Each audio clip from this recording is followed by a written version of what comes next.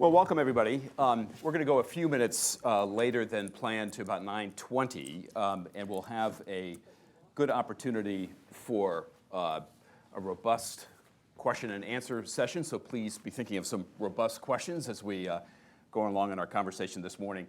Just a reminder that this is on the record. When you ask your questions later on, I'll just be asking you to identify yourself. If you can put your ringers off on your cell phones, just put it on stun, whatever setting you have, that would be very helpful to us. And since we have a lot to talk about, let's jump right into it. Secretary Lew, thank you very much for joining us. This feels like an historic week. It's not quite like a moon landing, but we appear to be very close to having a budget, which is seems an unusual thing for the United States of America. It's not without a stopgap or so, but it looks like this is going to move fairly quickly now. I wonder if you can talk about how this might affect business confidence, consumer confidence going into the 2014 calendar economic year, how it affects your outlook on growth in the U.S., but also do so in the context, if you would, of this strange number we got on jobs in December, which seemed like it was out of the ordinary from the trend line, which had been quite positive before. A weak jobs number in December, if that was an anomaly or if there was something that worries you in it. Well, John, it's good to be here. Thanks so much for doing this. I think we're starting the year off strong. We're starting the year off with economic tailwinds, not headwinds, and I'll get back to the specific number you asked about. And I think we're starting out with Congress following through on the end of last year, which was trying to get back to some kind of normalcy and away from the kind of brinksmanship and uncertainty that was causing a great deal of impact to confidence in the United States and internationally. Obviously, we're not out of the woods completely. We still have a lot more to do to keep our economy growing. But if you look at the arc of the last half year, the trend of economic statistics, job statistics, confidence, have been strong. It's been strong across sectors, and there's potential for more growth in a number of key areas.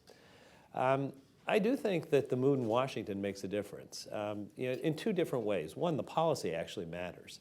The fact is that the budget agreement, which is now being implemented through these appropriation bills, takes away some of the fiscal drag from the economy. That actually matters. Macroeconomics matter, and going from policies that push back on economic growth to creating a little bit more economic energy help. But the question of business as usual versus dysfunction is extremely significant. Just a few months ago, we had a government shutdown. We were in the midst of a crisis over the borrowing authority of the United States, and it was very undermining of confidence. Now, the reason I say we're not out of the woods completely is that as long as we still have so many Americans looking for work, our job is to focus on more growth and more jobs. And we still have some deadlines ahead of us here in Washington. We have a deadline looming in February 7th. Our borrowing authority runs out again. At that point, Congress has to act to extend the borrowing authority. We'll come around to that. Tell us a little bit about December, though, about what happened with the jobs number. I've spent most of the last 3.5 decades advising policymakers not to react to each month-to-month number too strongly, to look at the overall pattern. We will only know in several months exactly what that number means. I've read an enormous range of views as to what the number means. I think you have to look at the kind of trend that has been clear for several months, and I don't think that one ought to look at a number that deviates from that as being, in and of itself, proof that there's been a fundamental change. Economies don't turn on a dime. So all of the evidence that there was strength in the economy is still there. And our job is to make sure we promote more growth. Our job is to make sure we promote more investment. There are things we can do. There's a debate in Washington now about whether or not to extend unemployment benefits. You can look at that in two different ways, and both are right. One, it's a question of just simple fairness. People looking for work, out of work because of the deep recession that we took a long time to come out of, they need the help. You can also look at it as a macroeconomic question. All those people who are looking for work are also putting food on the table and taking care of the necessities of life. And every penny that they get, they spend. And that's economic activity. So I hope that we get back to the discussion of how to extend unemployment benefits. We can get in the discussion to other questions of things that we can do, but the more we do consistent with the spirit of the budget agreement that takes step after step to make progress, the better the economy is going to do. You look at the budget agreement, there are actually some things in there that, as people focus on them, there's funding for manufacturing centers. There's funding for early childhood education. There are things in there that are going to be good for today and for the future of the American economy. And we can continue to take steps along that path. What the infrastructure needs in this country, it would help in the short term, it would help in the long term. So there have been a lot of good numbers in the last several months, a pretty healthy trajectory. Manufacturing growth, export growth, November numbers were really good. One number in December that was consistent with previous months is the erosion of the denominator in the unemployment calculation. That is, people leaving the workforce, giving up looking for work. How does that affect your growth forecast for 2014? Are you still in the, is it still, you're still expected to be in the 2% range for the calendar year? We'll obviously come out with our new economic projections in a few weeks when the budget comes out. I'm not going to kind of lift the curtain early on them, except to say that we ended the year. Just do that here. I mean, we'll keep it just between us. We ended the year with confidence that the economy was doing better, and we start the year with confidence that it's continuing to do better. The long-term unemployment numbers, the labor force participation rate numbers, they're very serious issues that we spend a lot of time poring over and asking what's causing it, what are the policy responses. There are a lot of, again, competing explanations, some of them demographic, some of them cyclical, some of them structural. People getting older and leaving People the are workforce getting normally. older, and there's some normal transitions going on. It's been a long, slow recovery from a very deep financially led recession, so there's a delay in some of the employment growth. But it's that structural piece that we have to worry about. We really have to ask ourselves, if somebody graduated from high school or college and didn't go to work and didn't get right into the labor force, what can we do to make it easier for them to get started? What can we do to take away the skill gap that may be preventing them from getting started? And frankly, what can we do to work with employers to take away some of the stigma that is associated with not having worked for a period of time? If you graduated college or high school when unemployment was, close to 10%, it was really hard to get that first job. And the fact that you're now delayed in getting started is something we have to worry about. How do you catch up? And frankly, that's something that's a question of public policy, but it's also a question of working with the private sector to make sure that employers are thinking about how do we give those kids a chance. So you mentioned February 7th. That's yet another potential stumbling block for the economy, another point of uncertainty. It's the debt ceiling deadline. Having been through this drama a couple of times now in the last couple of years, and seeing the effect on confidence, the economy, the markets, wouldn't it be in the Treasury's interest to say, look, here's our battle plan. If this thing goes to the wire again, if it's a cliffhanger, these are our priorities for spending. This is how we're going to marshal our funds. We'll buy enough time past the end of February, not just for a couple of weeks, to see the economy through. Don't worry markets, don't worry business investment, don't worry consumer. Well, John, I don't think any Treasury Secretary of either party has ever said, don't worry about what happens if the United States loses its capacity to borrow, because it is something to worry about. If we ever get to the place where the United States cannot keep all of its obligations, we are fundamentally hurting our standing as a country that has always honored all of its obligations. So I actually don't believe that there is any plan that could give the kind of confidence that you're describing. People ask legalistic questions about what do you have the ability to do, and I'm asking the more fundamental question, why would anyone want to hurt the U.S. economy and hurt the recipients of payments that they're entitled to because of a self-inflicted wound, because of something that everyone knows that the obligations are not made when the borrowing authority is raised. The obligations are being made when you vote on appropriation bills, when you vote on tax bills. In the end, the borrowing authority merely allows you to operate under the policy decisions you've made. Congress spending you've already done. Spending and the combination of policies. Now, this is Congress's unique responsibility. Congress is going to have to act.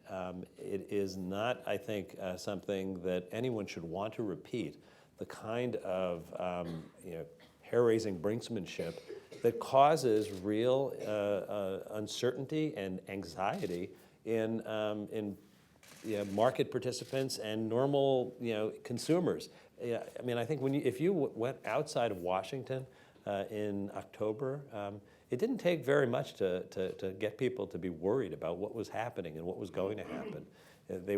People worry about what happens if payments aren't made, what happens if there's an economic fallout that undermines their stability, their employment.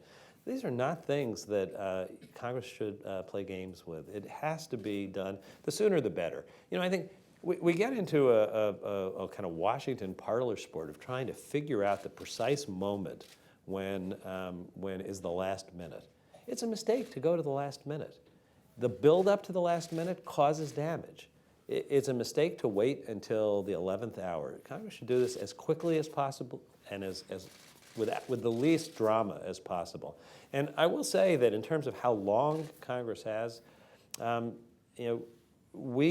communicated with Congress saying we thought that the ability to manage through the debt limit being hit on February 7th would get us maybe to the end of February or early March. It's a very unpredictable time of the year. It's in terms of cash flow because people are filing for tax refunds. And when you start paying tax refunds, it's a time of year when money goes out. A month later, when people are paying their taxes, money comes in. You cannot get from here to there without extending the debt limit.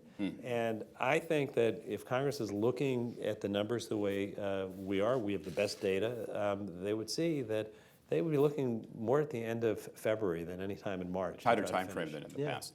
So let's talk a little bit about the global economy, since that has such an impact on the health of the U.S. economy. You have just been recently in Europe. You did a trip to China and Japan and Asia a couple of months ago. We're in Europe before that. You've been counseling the Europeans, particularly the Germans, to spend more domestically as opposed to revive their economies by exports. That sounds a little like Jon Snow saying the same thing to China a few years ago, that you need to build up your domestic economy. The Germans kind of said, leave us alone, mind your own business, when you said that. Can you walk through for us what's happening, starting with Europe? Is the crisis now abating to the point where you can see growth organically? I think if you look at Europe now compared to Europe in 2012, there's been a huge amount of progress. We don't have to worry from day to day about a half a dozen countries, but they're not completely out of the woods. They're looking at having turned the corner from minus to either neutral or small positive. There's inconsistency, there's fragmentation in the financial markets, there's very different rates of potential growth and growth in different countries. Our message in Europe has been that you need to do what you can do to get overall growth in Europe to a higher level, understanding that not every country has an equal capacity, that there are surplus countries that have the capacity to invest more and to create more domestic demand, and that would be good for Europe's economy, it would be good for the global economy. Let me take a step back and just put the pieces into some perspective, because this is how I think about the global economic recovery. We're now in a growth place that many in the world envy. We're in the 2s. People are talking about, can we hit 3? They're trying to get to 1. There's a decimal point behind the numbers they're looking at. In our most optimistic projections, we can't make up for Europe falling a half a point or a point behind where it should be. We can't make up for China falling a half a point or a point behind where it should be. So as I talk to my colleagues around the world, I say we're going to do our part. We're going to keep our economy growing. We're going to shoot to hit growth targets that outperform people's expectations. But you have to do the same. So in Europe, that means countries that have surplus doing some more to stimulate investment and demand. Frankly, I think if you look at the German coalition agreement and the policies they're putting in place, they are doing more. They've made a commitment to invest in infrastructure this year. I wish we could make a commitment like that here. It would be good for the United States as well. You look over the arc of the last year, last February, March, April, the discussion was, should countries in Europe that have to meet fiscal consolidation targets do it more quickly or over a longer time horizon? They've eased the time horizon. So I think we've made progress. And I think if you look at the questions of banking reform, they've made progress. But in each of these cases, there's more to do. So our conversations are, we do have friendly differences of view on occasion. But I think, A, they have impact. And B, we are pushing for more because more is good for them and it's good for us. You flip to China, it's pretty much the same story. When I meet with my Chinese counterparts, I am pretty confident that they are intent on the path of economic reform that they describe. At the same time, I am not confident about the time frame or which targets of opportunity will be sequenced early in the queue. And we continue to bring an awful lot of focus on the need for market-determined exchange rates, on competitive market determination of allocation and price of capital. And I think that they are going to move in that direction, and our interventions will be designed to speed that process up. Again, it's good for China's economy. I don't think we're asking either Europe or China to do things that aren't in their own interest. Let's come back to China in a second and stay on Europe just for a minute longer. One of the areas that still needs to be resolved is financial regulatory reform. We're 5 years now after the crisis. And still there's fundamental disagreement within Europe and between Europe and the United States over banking requirements, the levels of reserves, even executive pay, disagreements between Britain and the rest of Europe and Europe with the U.S. Why can't this be resolved? We are 5 years into the, after the crisis. Europe needs to have that confidence in its banking system for its economic well-being. Is this financial protectionism, financial regulatory protectionism in a kind of way playing out? We don't want to restrict our banks if you're not going to do the same thing?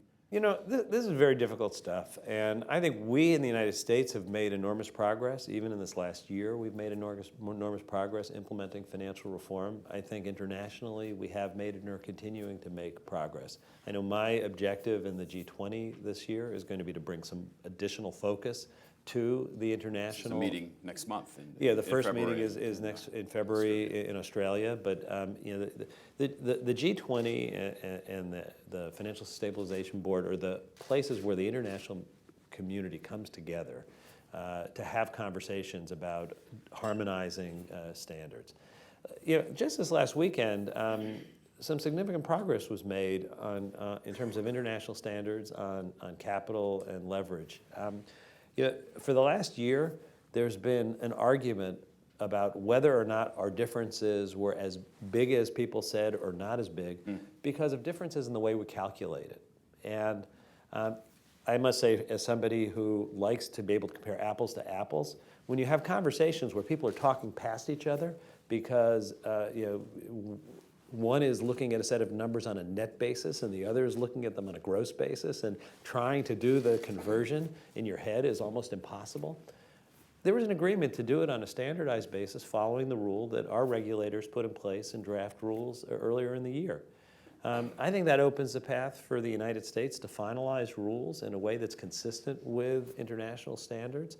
And I've made clear that as we engage in conversations internationally, we cannot weaken standards to get to international harmonization. This has to be a race to the top, not a race to the bottom. But we should try to harmonize them to eliminate confusion, especially where the confusion is related to technical differences as opposed to policy differences. Look, when I look at the challenges ahead, I also look at what we've accomplished. There's much more capital in the United States banks and in global banks. We've put in place a resolution program that is something that the world is now seeing as a model, where we do stress tests, we have living wills, we have a single point of entry in the event of a failure. And we're seeing those become things that the world, other regulators around the world are trying to put in place. We have one country, so we pass rules. We have multiple regulators, and it's sometimes a challenge to get our regulators to the same place. But we've been doing, a lot of work to get our regulators to consistently put forth standards in these areas. You go to Europe, and you have multiple countries and multiple legislatures that have to take action after there's an agreement in the larger group. So we're very sympathetic to the challenges of coming up with policies. At the end of the year, the progress that was made in Europe on banking reform put in place a mechanism that is new and important. I mean, it is a path towards, over a period of years, having a fund that banks contribute to that's loosely modeled on our FDIC. We don't think it's big enough. We don't think it's fast enough. As I look to the future, the challenges of 2014 and beyond have to deal not with what were the risks in 2008, but what are the risks in 2014 and beyond. And we're focusing heavily on issues like shadow banking. Those are issues the global financial Banking community. that happens outside of Banking the outside of official the regulated banking Right. system. money sloshing around that's kind of not controllable. There's a natural shift of money from the more controlled environment to the less controlled environment, and the risks are not always as visible because of a lighter regulatory presence and because of a lower set of requirements. So that's an area that we're focusing on. I think my international colleagues also are focusing on it, and I think we can make more. We have made progress. We can make more progress. Cross-border resolution. This gets to your question about the differences of standards. I think we learned from the collapse of Lehman that the problems when a major financial institution fails are don't respect international boundaries. The transactions don't live within one country. The implications don't live within one country. It's very important that there be confidence that when an institution fails, if an institution fails, that the resolution internationally works. Because that's the way you can avoid the domino effect that is an accelerant to a financial and economic crisis. I think we have more work to do there. We've made progress. We need to make more progress. Just on China for a moment before we get to trade, and then I want to get to questions in just a second. You mentioned China's economic reform program. So far, we've heard a fair amount of discussion of this, and it's going to focus heavily on developing out the private sector of China. Xi Jinping has said as much. Is that good or bad for American business? Is that something that's going to be more inclusive of U.S. business, or are we seeing the cultivation of national champions in China to the continued exclusion, it's not entirely, but to the continued exclusion of a lot of involvement from the U.S. This anti-monopoly law, use of the anti-monopoly law right now to hammer foreign businesses is reminiscent of the indigenous innovation problems that American business have. So it doesn't feel like the situation is changing there much. Well, the goal has to be to open markets and to have market forces determine the answer to the question that you're asking. If there are artificial barriers in place, then it's not really letting market forces work. I think we'll get some tests pretty soon. When we had our strategic and economic dialogue last summer, we had a set of important agreements come out of it. I was very pleased that China moved on opening a Shanghai free trade zone. They moved on altering a decades-long policy of presuming industries were closed to foreign activity to presuming that they're open unless individually closed. We've yet to see what the implementation of those policies look like. So if the Shanghai Free Trade Zone opens up to real competition, for example, to U.S. financial firms, that will be a meaningful signal. As they go through the designations of what's open and what's closed, if you designate everything as closed, it doesn't amount to real change. It's still early. The direction of the policies that they announced in the third plenum was consistent with what they agreed to in our bilateral discussions. I think that they know that it's critical to the Chinese economy to let market forces drive much more, if not all, major economic policy. Yeah, they look at state-owned enterprises and they see built-up inventory that has nowhere to go. They see empty buildings. They know that that is not a way to maintain the growth that they need for China to be where it needs to be in 2014, 15, and beyond.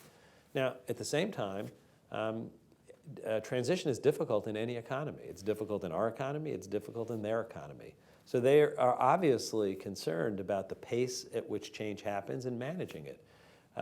But trying to stop it would be very damaging to China's economy. And I think they know that.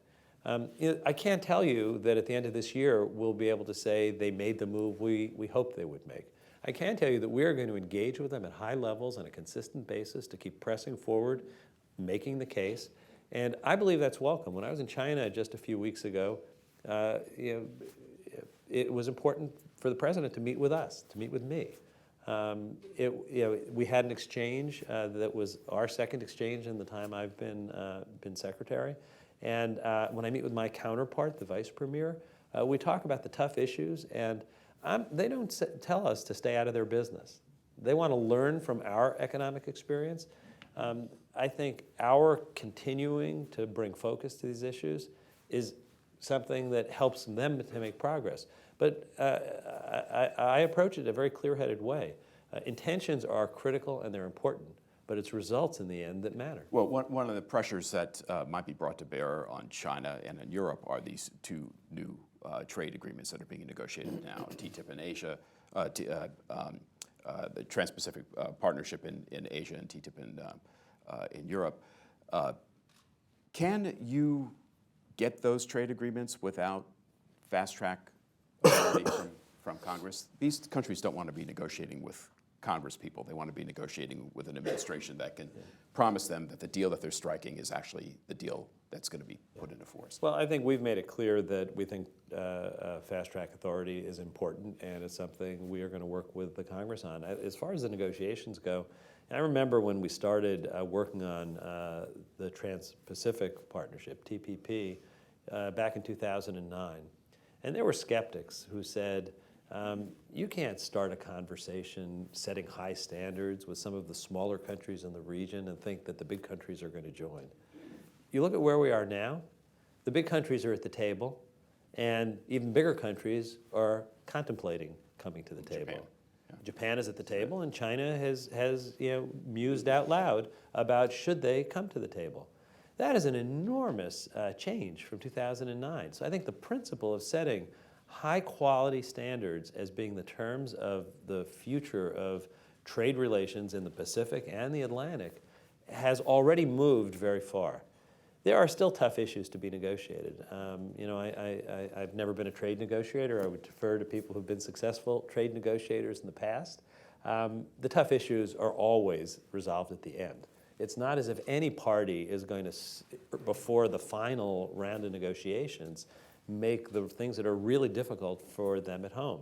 So we've got to keep driving forward, getting to those final tough issues, and we have to lock in both trade agreements and fast-track authority. We need to do both. Let's get to some questions. And if I could just ask you to identify yourself and who you're with. Yes, please. Hi, Nelson Cunningham with McClarty Associates. Mr. Secretary, good to see you. Thank you for doing this. Last year in the President's budget, for the first time that I can recall, a Democratic president began to propose changes in the growth of entitlement programs designed to rein in that growth. Did it disappoint you that that conversation was not picked up by the other side? And would you expect the president's budget this year to repropose and try to start that conversation once again? Look, I think we ended the year and begin this year in a place where we've made some small progress, but important progress, getting back to a more normal way of Congress doing fiscal policy, making budgets. And I think that's very important. Obviously, we started the year in a place where people were talking about a grand bargain. The president put out a budget that did have very tough policies in it that are hard in terms of making changes to entitlement programs. He also had a tax reform proposal that would have raised revenue, so in a balanced way, we would have been able to put in place what was really at the core of earlier negotiations that he had been having with Republican leaders. I, having worked on these issues for most of the last 30 years, would have hoped that we could have reached an agreement, because I thought then, and I continue to think, that would be in the best interest of our long-term fiscal path, our long-term economic path. I think that the president's budget will speak for itself in just a few weeks. I'm not going to get ahead of him announcing any of his specific policies. But I think he demonstrated last year in his budget that he remained committed to a fair and balanced approach to having long-term fiscal policies that keep us on the right path. And I think that last year's budget reflected a deep set of convictions. Yes, please, in the back here.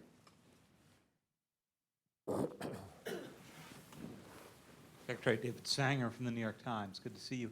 I wanted to ask you about China and cyber, a big issue when the Sunnyland Summit came up, and a continuing issue at your economic and strategic dialogue. There's a sense that the Snowden revelations have sort of taken the pressure off of the Chinese. It has given them a way to argue, whether you believe the argument or not, that we're doing something akin to what they're doing, and there's very little evidence that you've seen much of an abatement of the kind of behavior that you were so concerned about this time last year. So I was wondering if you could give us a sense of where that is going. So David, I have to push back on the premise a bit. I don't think there's any way to compare the kinds of intelligence activities that almost every country engages in for national security purposes with the deliberate theft of trade secrets for commercial advantage. There's no comparison. I don't think that anyone credibly believes that there is a comparison, and I don't think that the issue has in any way been taken off the table in terms of our conversation with the Chinese. Making progress. You know, we have been very clear. I can't tell you that they have done an about face, but I also think they understand that for them to play the role that they want to play in the world as one of the great powers, as one of the rule makers for the world, you can't be a rule maker and engage in those kinds of practices. Yes, in the back here. Barry Wood, RTHK in Hong Kong. Mr. Secretary, what about the IMF? Money for the IMF, the overdue payments that all of the other countries talk about. And what about boosting the representation of developing countries, the emerging markets within the IMF? It's moved at a snail's pace. What's your view on that? I think that the United States commitment to the IMF remains solid. We're the biggest contributor and participant in the IMF. It's critically important to U.S. economic well-being that the IMF be strong and that we have the kind of role in it that we have had since its inception after World War II. In 2010, there was a negotiation which I think made very important progress in terms of rebalancing some of the shares of interest in the IMF. while maintaining the U.S. Position with a significant enough share to have a controlling voice on important questions. I have made no secret of the fact that I think it's critical for us to finalize the ratification of those. We made a full court press to get it done and got close but didn't get it done this past week. We are continuing to stand by our commitment, and we will get it done. Yes, please, right here.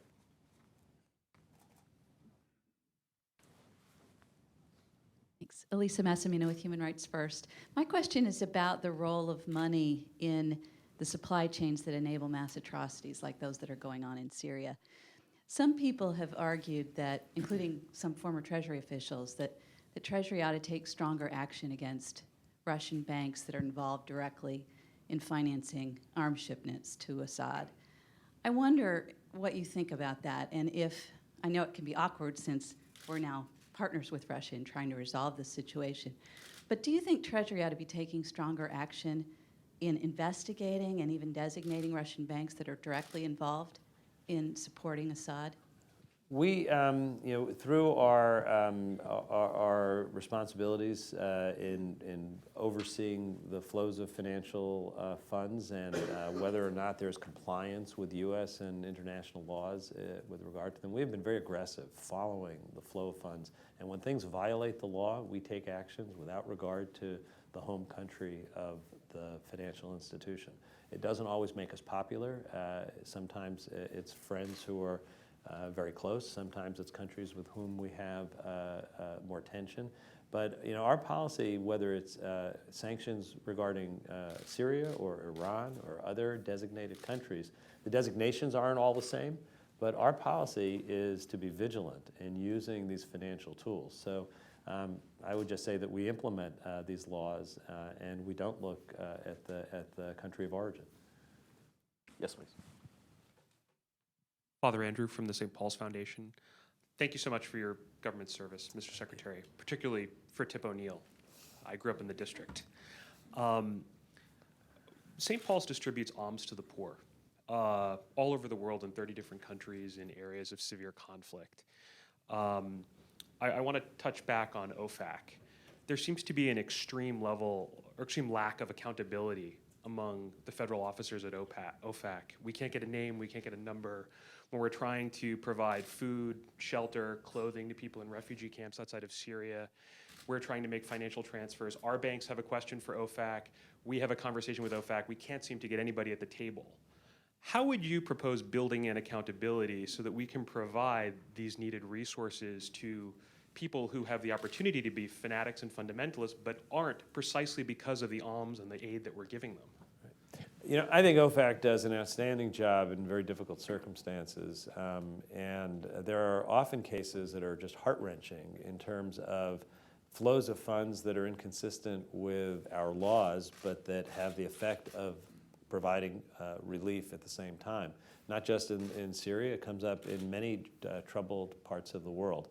I'm happy to look into the question of access and communication. Obviously, we strive to a high level of clarity in communication, but sometimes these issues relate to specific matters that are not public matters. And I would have to go and look at the specific matter in order to respond. There is a general license 11A. Yeah. Yes, please, back here. Yes.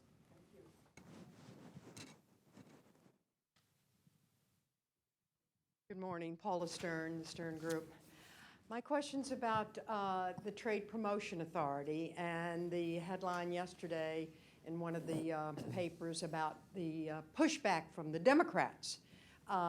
We will need a bipartisan approval of a authority for fast track, and given the fact that we have started the year with this new budget and deal in Congress, which suggests that maybe we're not going to be as toxic this year as at the past.